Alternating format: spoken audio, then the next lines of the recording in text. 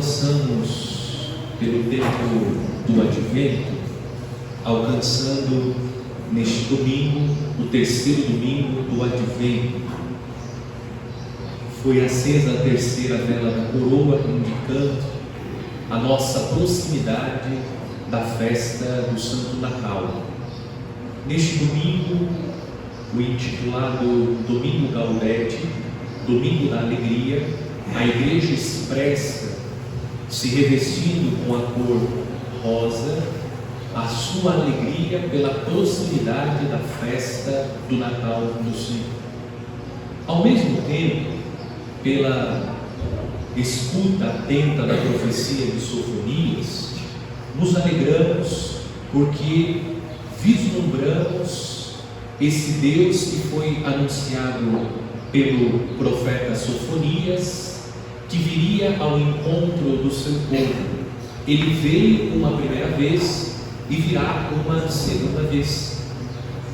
A celebração do Advento e a celebração do Santo Natal dá a cada um de nós a certeza que o nosso Deus é um Deus que se aproxima, é um Deus que caminha com o seu povo, é um Deus que intervém em favor do homem, pois o seu desejo é salvá-lo. E nós estamos justamente meditando sobre o plano da salvação que Deus tem para a humanidade. Durante o Advento nós contemplamos, pela leitura dos profetas, a proclamação que Deus fez pelos lábios dos profetas, que viria ao encontro em socorro do seu povo. Ele veio, quando o Verbo Divino se fez carne, Deus se aproximou da humanidade como nunca antes havia se aproximado. E hoje nós vivemos essa expectativa da vinda gloriosa de nosso Senhor, com a qual coincidirá o fim do mundo, ou seja, a vitória plena e definitiva de Deus sobre o mal. Hoje nos alegramos pela certeza que o nosso Deus é um Deus que se aproxima, é um Deus que está conosco, é um Deus que se faz presente entre nós, sobretudo pela Santa Eucaristia.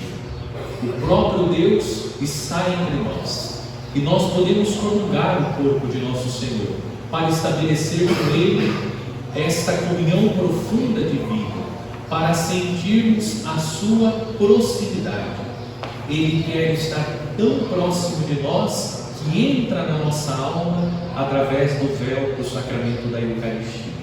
E aqueles que por alguma razão estão impossibilitados de receber o corpo de nosso Senhor, do mesmo Cristo presente na hóstia santa, podem se aproximar pela adoração ao Santíssimo Sacramento. Nos aproximamos dele e ele se aproxima de nós pela Santa Eucaristia.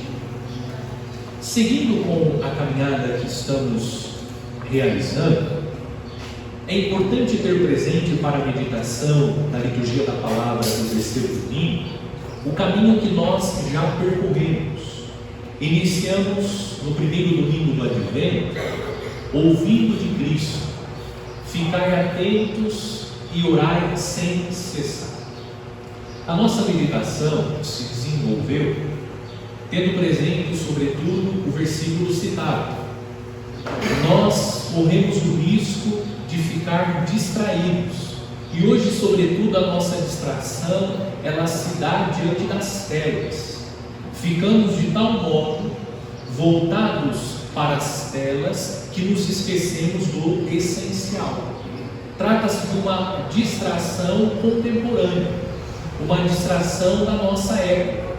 Ficamos envolvidos com as telas e nos esquecemos de dedicar esse tempo que dispensamos com as telas a Deus, para viver a preparação para o encontro definitivo com Cristo. A advertência: cuidado com as distrações deste mundo, porque as distrações nos afastam de Deus e nos afastam do essencial. O segundo domingo, neste ano, coincidiu o segundo domingo do Advento com a solenidade da Imaculada Conceição. Na meditação, ressaltamos que o dogma da Imaculada Conceição está profundamente ligado ao mistério que nós estamos rezando durante o tempo do Advento, que é o mistério da preparação do povo para receber o Salvador. Nossa Senhora foi concebida sem o pecado original, e essa graça singular da Virgem Maria se dá pela intervenção de Deus. Sendo mais preciso, Deus redimiu Nossa Senhora, preservando-a antes que o pecado alcançasse a vida da Virgem Maria. A sua Imaculada Conceição é fruto do ato redentor de Deus, como meditamos no domingo, a redenção preventiva. Deus preserva Maria do pecado original, pois ela foi eleita desde toda a eternidade para gerar o Filho unigênito de Deus, que, assumindo a natureza humana e morrendo na cruz, expiou os nossos pecados, dando aos homens a graça da salvação. A verdade de fé, Maria Imaculada concebida sem o pecado original, ressalta o mistério da redenção. Deus quer redimir o homem, salvar o homem. Para tal, Deus preservou Maria para que ela gerasse o nosso Salvador. Nós meditamos sobre a cooperação de Maria na obra da redenção. Ela foi preservada porque foi eleita, mas a eleição de Maria não dispensou o sim da Virgem Maria. Ela disse sim para cooperar com a obra de Deus. Para que a salvação de Deus aconteça, nós precisamos cooperar com Deus. Foi sobre a cooperação que nós meditamos. Precisamos fazer a nossa parte. A ação salvífica de Deus não é uma ação unilateral. Deus, de fato, nos salva pelos méritos de Cristo, porém, Deus requer a nossa cooperação.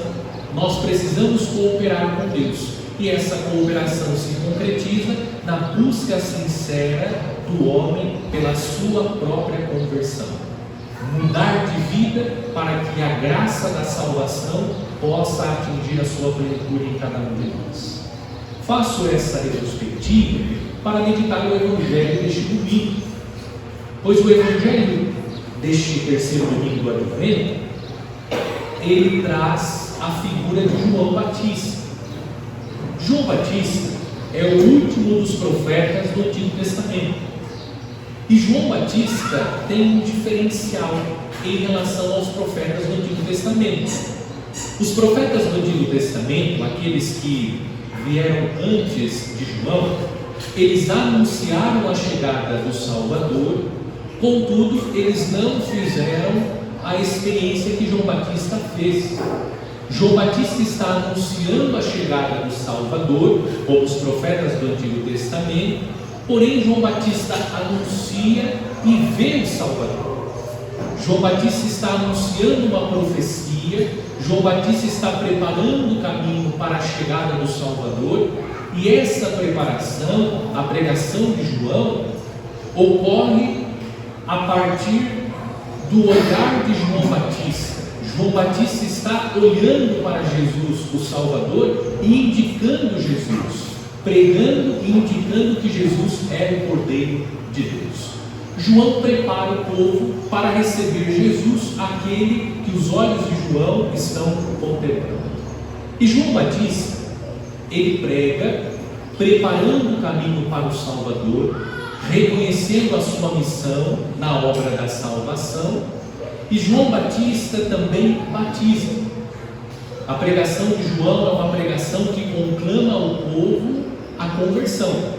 O batismo administrado por João Batista é um batismo de penitência, de arrependimento. João chama o povo à conversão, João Batista batiza para que o povo, se arrependendo dos seus pecados, esteja preparado para receber o Messias. A pregação de João Batista, ela é acompanhada pelas suas ações, e entre as ações de João Batista está a ação catequética. João Batista no Evangelho é apresentado como o verdadeiro catequista. Por que catequista? João Batista está sendo questionado por diferentes classes. O que eles devem fazer para receber o Messias? O primeiro grupo que questiona João Batista, o catequista, são as multidões. Perguntavam a João: que devemos fazer? E João respondia: quem tiver 2 túnicas, dê uma a quem não tem, e quem tiver comida, faça o mesmo. A pergunta que as multidões fizeram a João Batista, ela se repete nos outros 2 grupos: o grupo dos cobradores de impostos e o grupo dos soldados. Eles fizeram exatamente a mesma pergunta: o que devemos fazer? E João está ensinando que essa preparação para receber o Messias, em primeiro lugar, eu acabei de ler o que João respondeu para as multidões, que eles devem saciar a fome dos famintos e vestir aqueles que estão nus. O que nós temos aqui? A prática da caridade. Nós devemos esperar o Messias praticando a caridade. Aquela conversão que nós meditamos no domingo passado, para cooperar com a obra da salvação, ela precisa se concretizar na prática da caridade. Se nós não praticamos a caridade, nós não estaremos preparados para receber o Messias. João Batista, o catequista, está ensinando as multidões: para receber o Messias é necessário praticar a caridade. São as obras de misericórdia: dar de comer a quem tem fome, vestir aquele que está nu.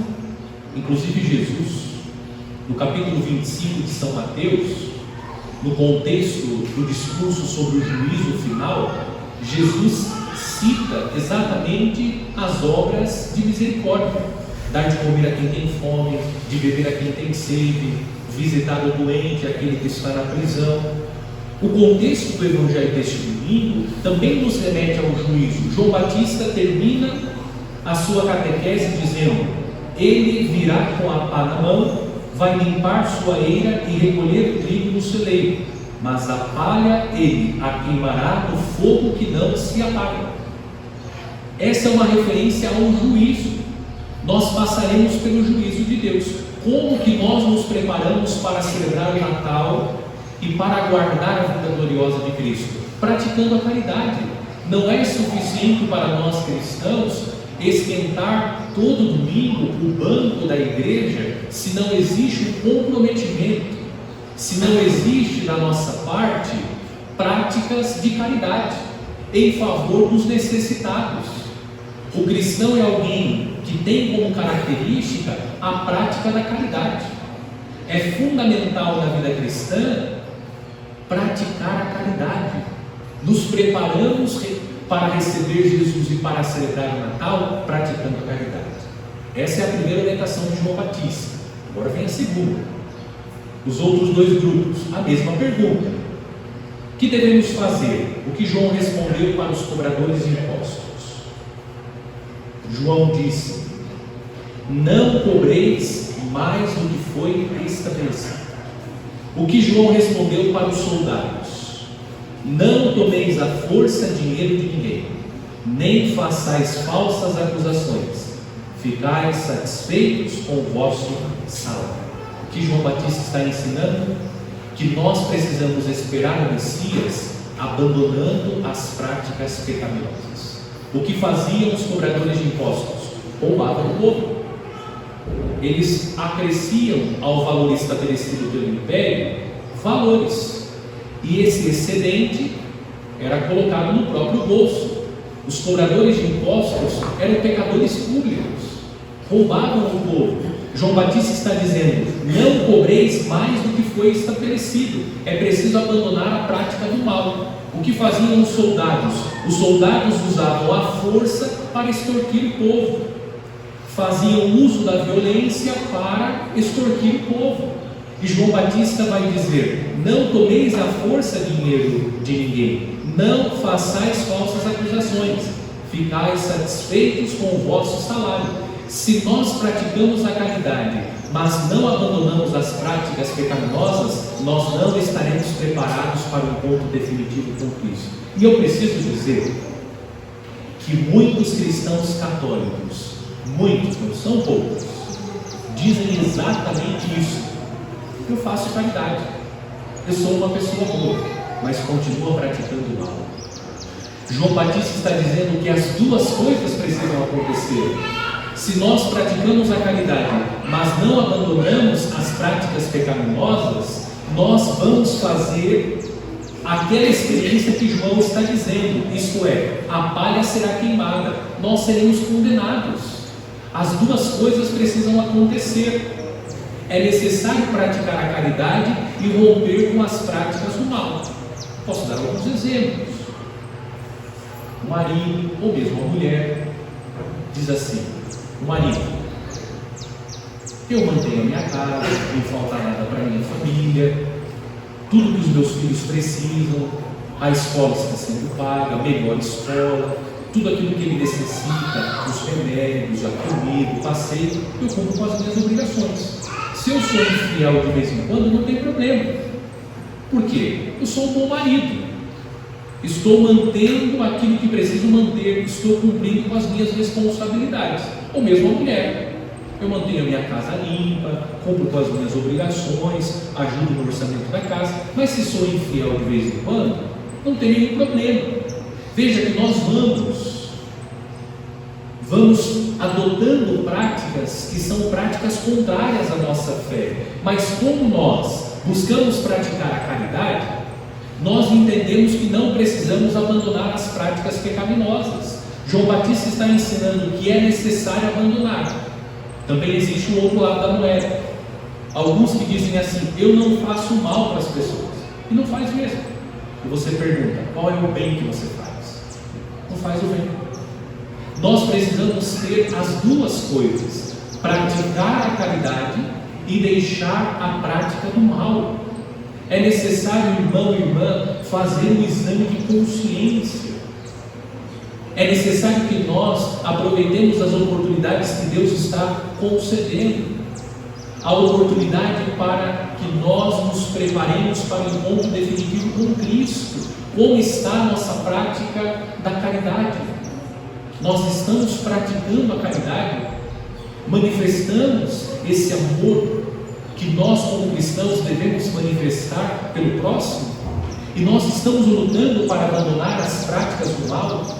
Quantas práticas nós ainda temos?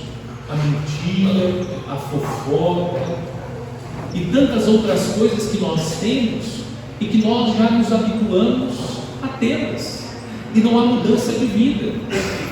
Vem advento, termina advento, vem quaresma, termina quaresma, e as coisas continuam do mesmo jeito, nos mesmos vícios, nos mesmos hábitos ruins, nas mesmas atitudes erradas, nas mesmas irregularidades, praticando as mesmas coisas. Não há uma busca sincera de conversão, não busca verdadeiramente abandonar a prática do mal. É preciso que nós pratiquemos a caridade, mas também abandonemos a prática do mal. Pensemos, irmãos e irmãs, enquanto há tempo, nós não sabemos o dia e a hora que Cristo voltará. Prestem bem atenção, quem está cochilando, preste bem atenção, preste bem atenção. Deus está dando a nós oportunidades, Deus está dando. Se nós estamos distraídos, se nós ouvimos por ouvido, soltamos pelo outro, esse problema é nosso, não é de Deus. Deus está dando a nós oportunidades, mas nós continuamos nas mesmas práticas pecaminosas, continuamos vivendo as mesmas situações irregulares. Não há desejo de mudança de vida, não há desejo de reorientar a vida. É preciso que nós abandonemos para que nós estejamos preparados. É preciso praticar a caridade, mas também é necessário abandonar a prática do mal. Cuidado com a distração. Como pastor, Eu sinto que esse é um dos grandes males nos dias de hoje, a distração das pessoas. As pessoas estão no mundo da lua, verdadeiramente distraídas. Deus está falando, Deus está querendo orientar, mas a pessoa está entorpecida pelas coisas deste mundo e não consegue ouvir o Senhor que está falando. Nós precisamos estar atentos. O advento é a oportunidade. Deixe que a luz que gradativamente está iluminando a coroa do advento ilumine a sua vida. Isso é possível pela graça de Deus, porque nós somos cabeça. Ouvimos a pregação da palavra, o Padre prega, Jesus fala no Evangelho, nós ouvimos por um ouvido e soltamos pelo outro. Não há mudança de vida. É preciso que nós busquemos a luz que é Cristo Jesus, a graça de Deus, para que pela sua graça, porque só pela graça de Deus, nós conseguimos abandonar, mas isso requer o nosso desejo, a nossa disposição, o nosso sim, para que estejamos preparados para o encontro definitivo com Deus.